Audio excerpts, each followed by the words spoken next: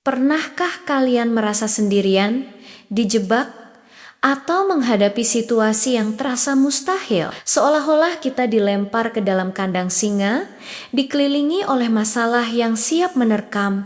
Kisah yang akan kita bahas hari ini adalah tentang seseorang yang sungguh telah mengalami hal itu secara harfiah. Ini adalah kisah tentang iman, kecemburuan, dan penyelamatan yang luar biasa. Mari kita selami kisah Daniel di Gua Singa. Hari ini kita akan kembali ke masa lalu, ke salah satu kerajaan terbesar dalam sejarah, kerajaan Media Persia di bawah pemerintahan Raja Darius. Di tengah kemegahan istana dan intrik politik, hiduplah seorang pria bernama Daniel. Daniel bukan orang biasa. Dia adalah seorang buangan dari Yehuda.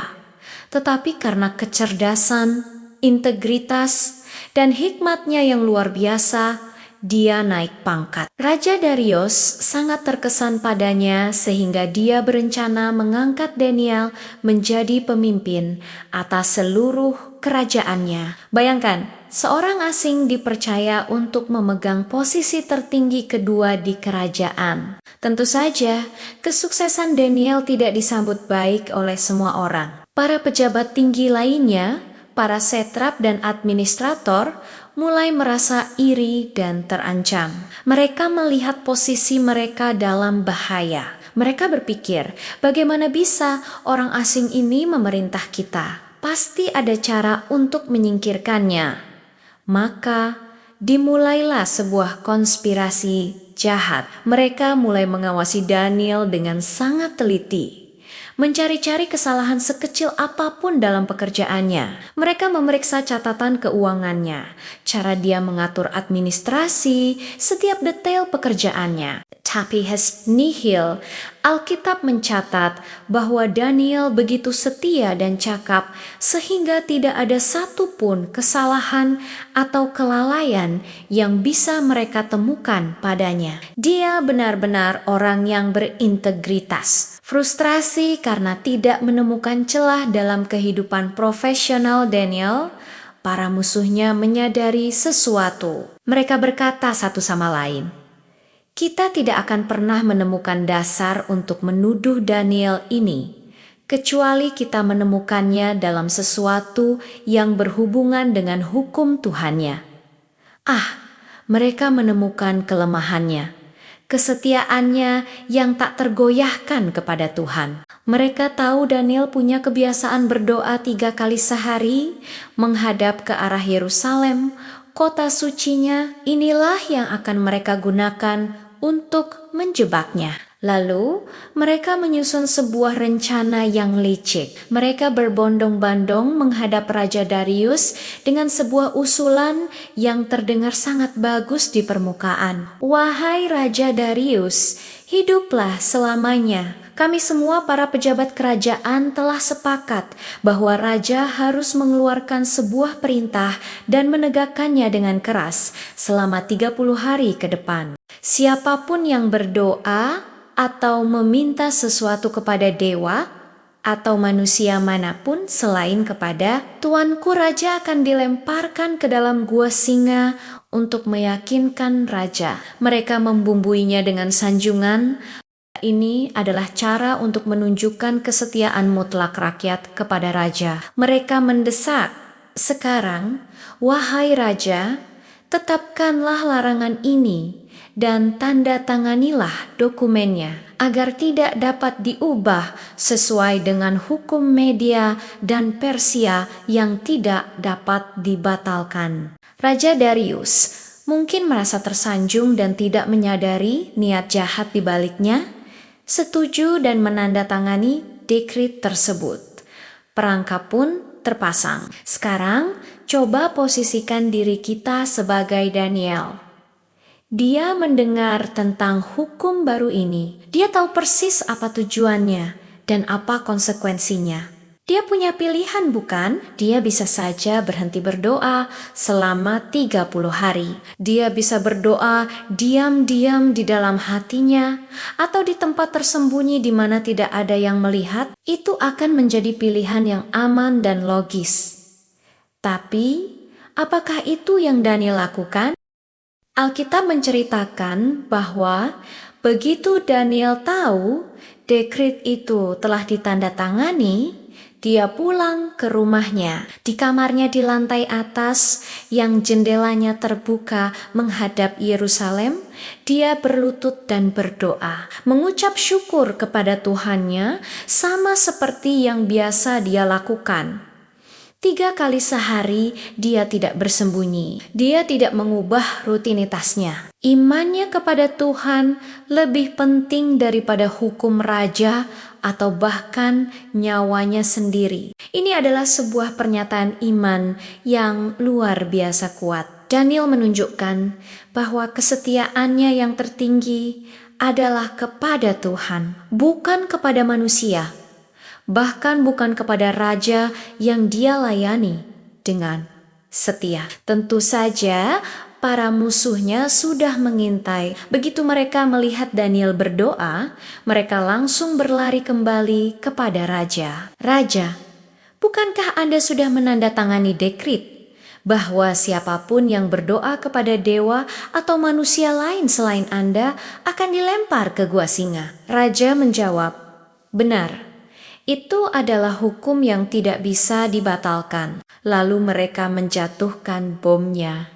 Daniel, salah satu orang buangan dari Yehuda itu, tidak menghiraukan tuanku, raja, atau dekret yang telah tuanku tanda tangani. Dia masih berdoa 3 kali sehari. Seketika Raja Darius menyadari bahwa dia telah dijebak. Hatinya hancur. Dia sangat menghargai Daniel dan sekarang dia menyadari bahwa dia telah ditipu untuk menandatangani surat kematian bagi orang kepercayaannya. Raja berusaha sekuat tenaga sepanjang hari untuk menemukan cara menyelamatkan Daniel. Dia mencari celah hukum, mencari cara untuk membatalkan perintahnya sendiri. Tapi hukum Media dan Persia bersifat mutlak. Bahkan raja pun tidak bisa mengubahnya. Saat matahari terbenam, dengan berat hati, raja memberikan perintah. Daniel ditangkap dan dibawa ke gua singa.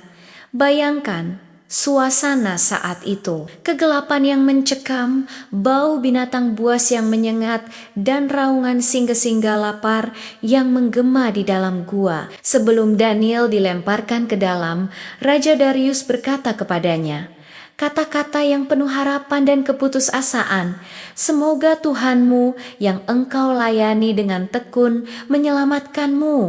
Sebuah batu besar kemudian digulingkan untuk menutup mulut gua, dan raja menyegelnya dengan cincinnya sendiri dan cincin para bangsawannya, memastikan tidak ada yang bisa mengganggu apa yang terjadi di dalam. Malam itu adalah malam yang panjang, terutama bagi Raja Darius. Dia kembali ke istananya tetapi tidak bisa makan. Dia menolak semua hiburan dan tidak bisa tidur semalaman. Pikirannya terus tertuju pada Daniel, orang saleh yang dia hukum karena kesalehannya. Sementara itu, apa yang terjadi di dalam gua? Alkitab tidak merinci, tetapi kita bisa membayangkan Daniel dikelilingi oleh pemangsa paling ganas, namun dia tidak sendirian.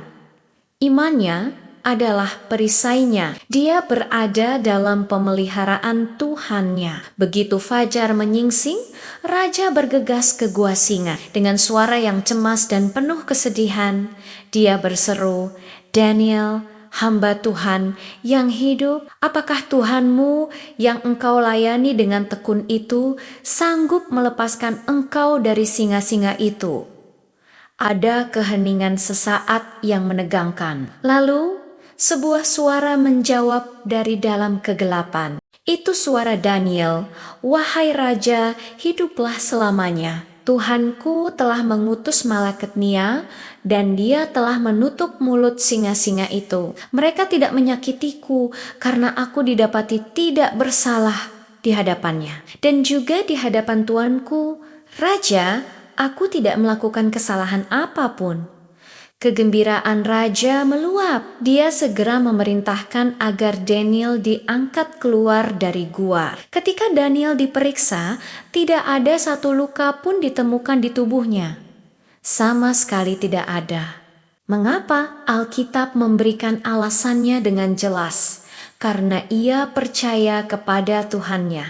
Imannya telah membuatnya tetap aman di tengah bahaya yang mematikan.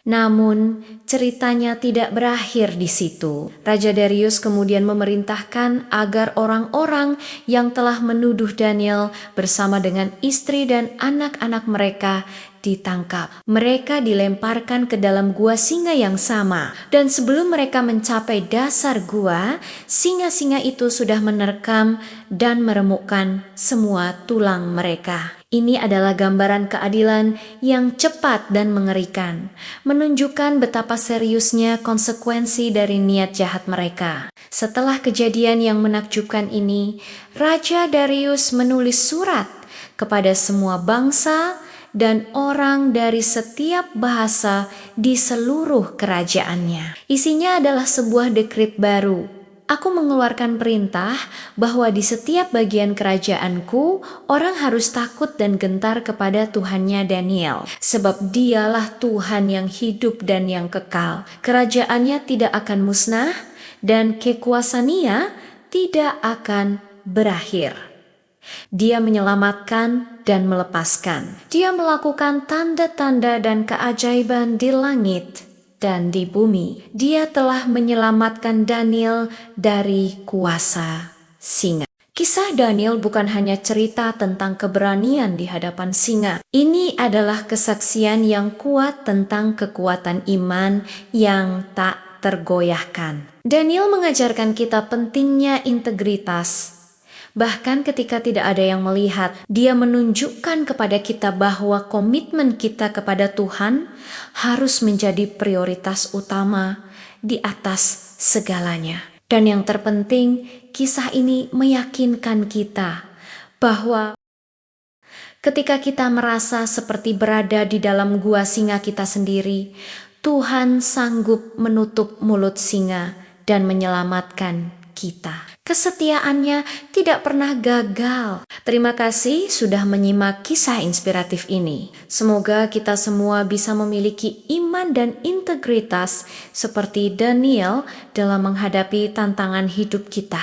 Jangan lupa untuk like, comment, dan subscribe agar tidak ketinggalan konten-konten menarik lainnya. Sampai jumpa di video berikutnya.